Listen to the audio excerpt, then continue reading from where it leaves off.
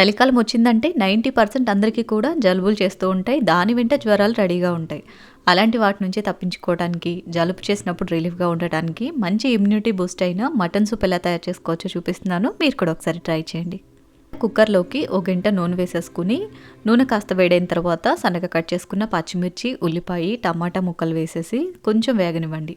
ఇవి కాస్త వేగిన తర్వాత ఒక చిన్న బిర్యానీ ఆకు, దాల్చిన చెక్క, లవంగాలు, కచ్చాపచ్చాగా దంచుకున్న ఒక 10 మిరియాలు, అలాగే సన్నగా కట్ చేసుకున్న అల్లం వెల్లుల్లి ముక్కలు ఇవన్నీ కూడా వేసేసి లో ఫ్లేమ్లోనే చక్కగా ఫ్రై చేసుకోవాలి. ఇవి వేగిన తర్వాత ఒక కప్పు మటన్ బోన్స్ తీసుకోవాలి. మటన్ బోన్స్ని శుభ్రంగా కడిగి ఇందులోకి వేసేసుకుని ఇవి కూడా చక్కగా ఆయిల్లో ఫ్రై చేసుకోవాలి. మటన్ నీచు వాసన రాకుండా లో టు మీడియం ఫ్లేమ్లోనే కనీసం ఒక 5 నిమిషాల పాటు ఈ విధంగా చక్కగా ఫ్రై చేసుకోవాలి. ఒక స్పూన్ వరకు ధనియాలు కూడా యాడ్ చేసుకోవాలి. నేను ఫస్ట్ వేయటం మర్చిపోయాను. మీరు ఫస్ట్ మసాలాలతో పాటే ధనియాలు కూడా వేసుకుని ఫ్రై చేసుకోండి.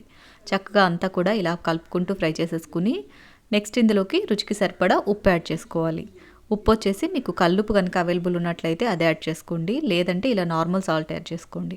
అలాగే ఒక పావు స్పూన్ వరకు పసుపు కూడా వేసేసి చక్కగా అంతా కూడా ఇలా కలిపేసి 1 లీటర్ నీళ్లు పోసేసి మరొకసారి అంతా కూడా ఈ విధంగా బాగా మిక్స్ చేసేసుకుని కాడలు తీసేసిన ఒక కట్ట కొత్తిమీరని కూడా యాడ్ చేసుకోవాలి.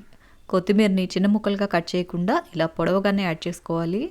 అంతా కూడా ఒకసారి ఈ విధంగా మిక్స్ చేసేసి మూత పెట్టి కనీసం ఒక 10 విజిల్స్ అన్నా రానివ్వాలి. మీడియం ఫ్లేమ్లో ఒక 10 విజిల్స్ వచ్చేంత వరకు ఉడికించుకుంటేనే మటన్ బోన్స్లో ఉండే విటమిన్స్ అన్నీ కూడా ఈ సూప్లోకి దిగుతాయి.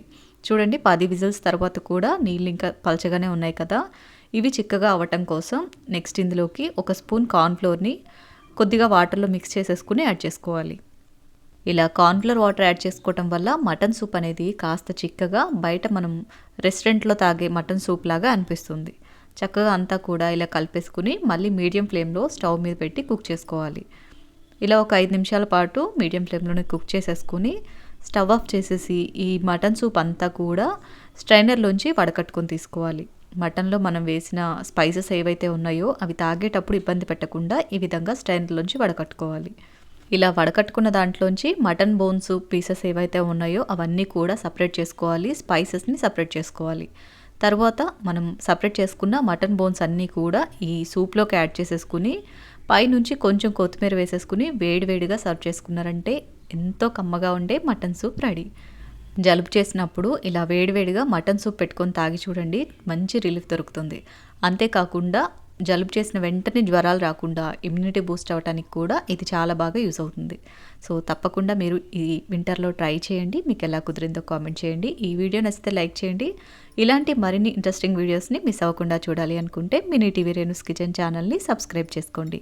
Thank you for watching. మరో మంచి వీడియోతోటి మళ్ళీ కలుద్దాం.